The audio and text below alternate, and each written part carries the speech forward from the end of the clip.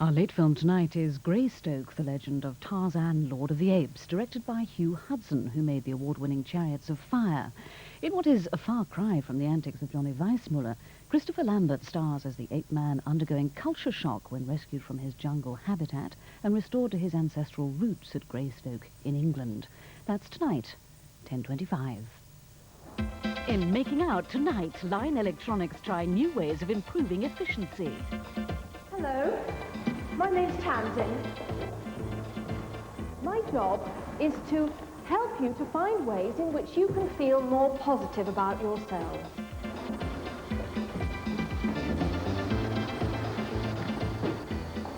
Think very hard about your best kept secret. Making Out tonight at 9:35 on 2. And in 3/4 of an hour, a chance to recapture one of the most bizarre and enduring images of the modern theatre. Billy Whitelaw buried up to her waist in a mound of earth in Samuel Beckett's classic Happy Days. Leonard Fenton co-stars in a recording of the 1979 Royal Court Theatre production, directed by Beckett himself, in our continuing Wake for Sam at 7:15.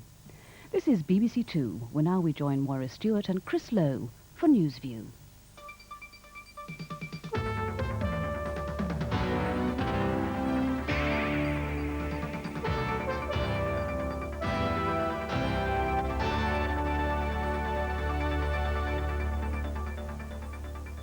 Good evening. The headlines. President Gorbachev is to ask the Soviet Communist Party to end its monopoly of power. Leaders of the African National Congress meeting in Stockholm say they will not accept a Foreign Office invitation to come to Britain. And England's rugby players gain their biggest victory in Paris for 76 years. And the headlines this week: South Africa finally announced that Nelson Mandela is to be freed and ended the 30-year ban on the ANC. President Bush asked the Russians to agree to even bigger troop cuts in Europe, and the people of Moscow queued for Big Macs at half a day's pay each. President Gorbachev will ask the Soviet Communist Party leadership on Monday to accept the ending of its monopoly of power, according to a report in Radio Moscow's semi-official news sheet.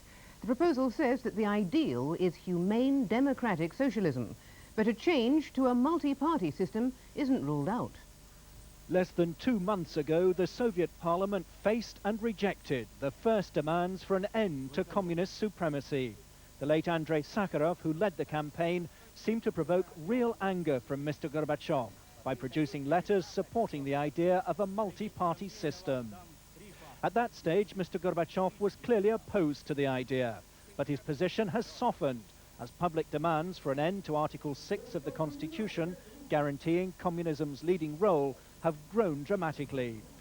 With rebel Lithuanian communists voting to renounce their monopoly of power, pressure has been growing for the Soviet Party to do the same.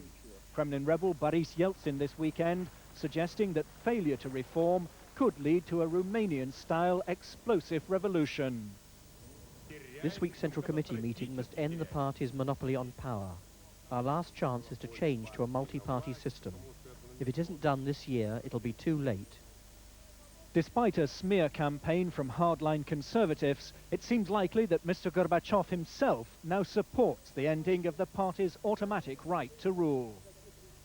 In contrast to earlier rumours of a threat to Mr. Gorbachev, sources inside the Central Committee say a recent internal power struggle has left his position stronger than ever, clearing the way for him to introduce the revolutionary reforms that have already swept through Eastern Europe. Martin Sixsmith, BBC News, Moscow. African National Congress leaders currently in Stockholm have turned down an invitation from the Foreign Secretary Douglas Hurd to visit London. They also say that Nelson Mandela would be unlikely to accept an invitation when he's released. The reason is Mrs. Thatcher's decision to lift cultural and scientific sanctions against South Africa unilaterally. Sweden has remained throughout the staunchest of allies to the ANC, and it's they who are assisting as the leaders begin to discuss a concrete response to Pretoria's initiative.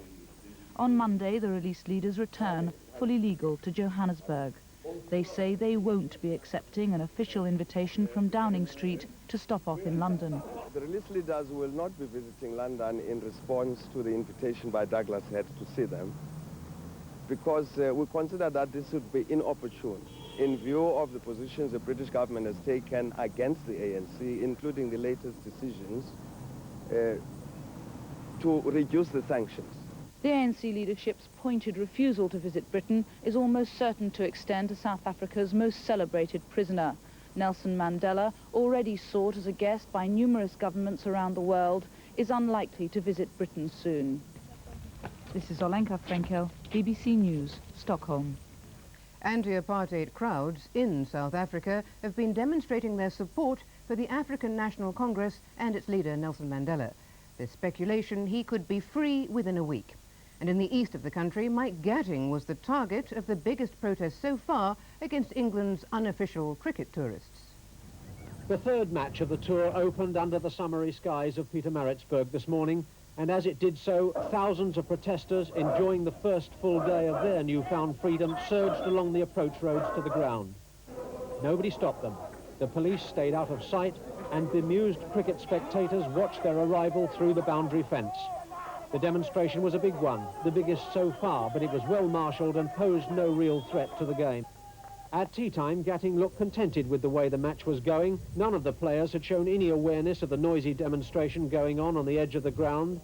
But his expression had changed when he emerged from the tea room, having been advised that it would be best if he met his critics there and then. And so he ran a 50-yard gauntlet of protesters, walking right up and onto the platform they'd erected outside the ground. And amid the noise, took delivery of a petition asking him and his team to go home. Then, to boos and shouts and the occasional empty beer can tossed his way, Gatting returned to the ground.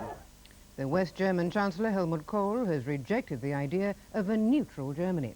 But he told the East German Prime Minister Hans Modrow at a meeting in Switzerland that they should move towards greater unity.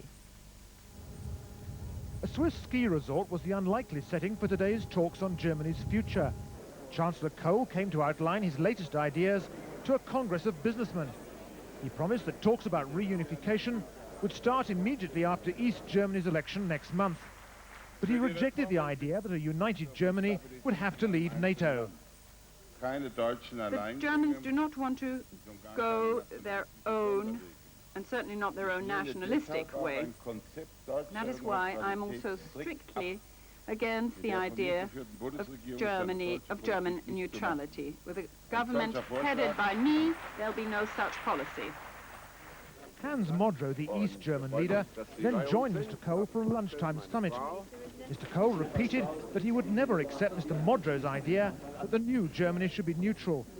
But they did discuss further steps to German unity, including a common currency. The two leaders will meet again in 10 days' time in Bonn. Both now agree on the principle of German reunification. The only difference is that Mr. Modrow says that a united Germany must be neutral, but Mr. Kohl says it must stay in NATO. Stephen Milligan, BBC News, Davos. The leader of Sinn Fein, Gerry Adams, has said the British government knows that talks with Sinn Fein are inevitable. Mr. Adams was speaking at Sinn Fein's annual conference in Dublin. Under the government's restrictions, we cannot broadcast any sound from the conference. At this conference, Sinn Fein is re-examining its political strategy and organisation. Repeated failure to increase its minimal vote in the Irish Republic and electoral reverses in Northern Ireland mean nearly all the motions are in relation to a political report from the party's executive. But Sinn Fein is not a normal political party, and as effectively the public face of the IRA, about 100 people demonstrated against IRA violence outside the conference at Dublin's Mansion House. Inside, there was criticism of the IRA, but only of the damage done to the party by botched attacks. Party President Gerry Adams made such a point, but he also said the comment by Northern Ireland Secretary Peter Brooke that the IRA could not be defeated militarily was an acceptance that talks with Sinn Fein were inevitable. Sinn Fein will not condemn the IRA, its campaign will continue, and its political wing will remain isolated. Dennis Murray, BBC News, Dublin. More storms and heavy rain have again swept across Britain today. This afternoon's sporting programme was decimated, and vast areas of the West Country are still underwater. 4 people were killed in Essex when their car crashed during a storm. The chaos caused by the freak weather conditions continued, with Gloucester waking to the worrying sight of a river which had continued to rise overnight. The level of the Severn is 17 feet above normal. It's expected to peak tomorrow. It remains just a few inches below the critical level at which the city centre will be completely flooded. Council sandbags have been doled out and homeowners have been attempting makeshift flood defences. Yesterday, this man bricked up his garden to create an island, but today, his house was overwhelmed by floodwater. All night long I've been bucketing it out and pumping the water out, but I just lost the battle. I've just given in now. Parts of Worcester were still deep underwater today, but there are signs of a pause in the bad weather. In the Severn Valley, they're hoping the rain stops before even more damage is caused. Now, with news of international rugby and the sport that survived the weather, here's Bill Hamilton. England are now firm favourites to win Rugby Union's Five Nations Championship for the first time in 10 years, after a resounding victory over France in Paris. They dominated the game throughout, scoring 3 tries to win by 26 points to 7. Steady handling and accurate kicking in a windswept Parc des Princes. It helped England to their biggest win in Paris since 1914. Simon Hodgkinson sustained his 14-point-a-match average, and his side, driven by Rob Andrew, outplayed the French for a 13-0 half-time lead. For Underwood to chase. Beautifully placed kick. Underwood is almost clear. Can he gather it now? He's over the line and down for the try. It was Underwood's 20th for England. Early in the second half, a blow for France, which effectively put the game beyond their reach. The rebound, and then the bounce, fell kindly for Gusker. He ran in his 4th England try in as many matches.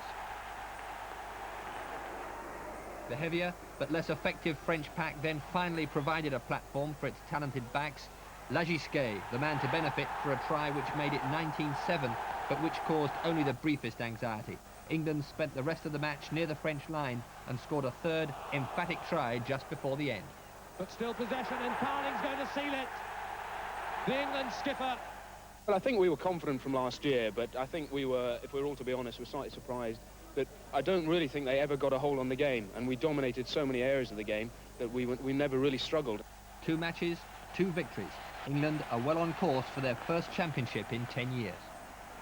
In Dublin, Scotland launched their championship campaign with a hard-fought victory over Ireland. They had to come from behind to win by 13 points to 10.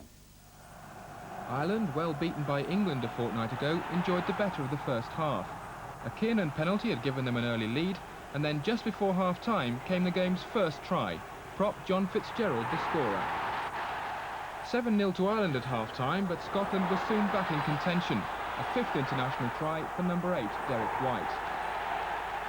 5 minutes later, Michael Kiernan, Ireland's record point scorer, landed his 2nd penalty of the match.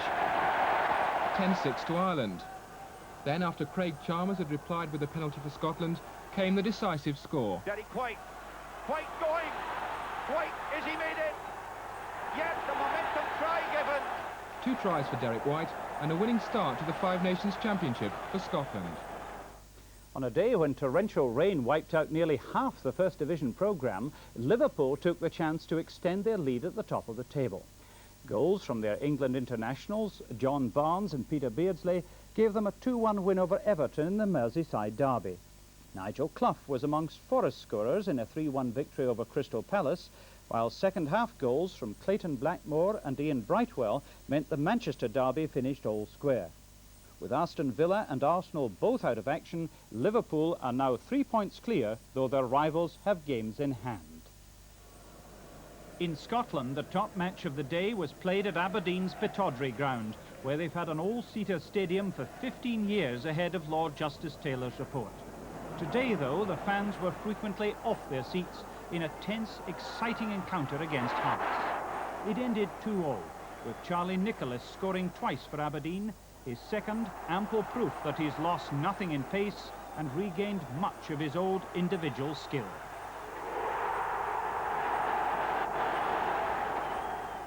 The draw, though, did nothing for either Hearts or Aberdeen's title challenge. Rangers beat Dundee United 3-1 to increase their lead to 7 points. The Commonwealth Games in Auckland have ended with the traditional celebrations and another crop of gold medals for British athletes. But there was controversy too, as England sprinters staged a protest at the disqualification of their 400-metre relay colleagues. This report from Kevin Geary. Peter Elliott, the nearly man of British athletics, a champion at last. An Olympic and World Championship silver medalist, his bold front-running might not have the flowing style of a Coe or Cram, but in Auckland it found its overdue reward. Typically, Elliott found time to share his moment of triumph with veteran New Zealander John Walker, whose fall during the race meant a tragic end to a great career. It was a gesture which met with obvious royal approval. The black armbands sported by England's sprint relay team, though, won't have been smiled upon. They were worn as a protest at the disqualification of the 400-metre relay team, but in the race itself, Linford Christie made a more emphatic point. And away he goes, and he comes shrieking home. Victory for England too in the women's 400 relay, with Sally Gunnell collecting her second gold of the Games. And the golden arm of Steve Backley launched further celebrations in the javelin after a throw that shattered the Commonwealth record. The splendour of the farewell matched that of the welcome. If the drug-taking revelations have tarnished the image of the friendly games, Auckland was determined it wouldn't show. And now a review of the news this week. Chris Lowe has the details. South Africa appeared this week to be taking its first halting steps towards ending apartheid. President de Klerk announced in Parliament that the 30-year ban on the ANC would be lifted. He also gave the long-awaited news that its leader, Nelson Mandela, is to be freed. The statement came after days of speculation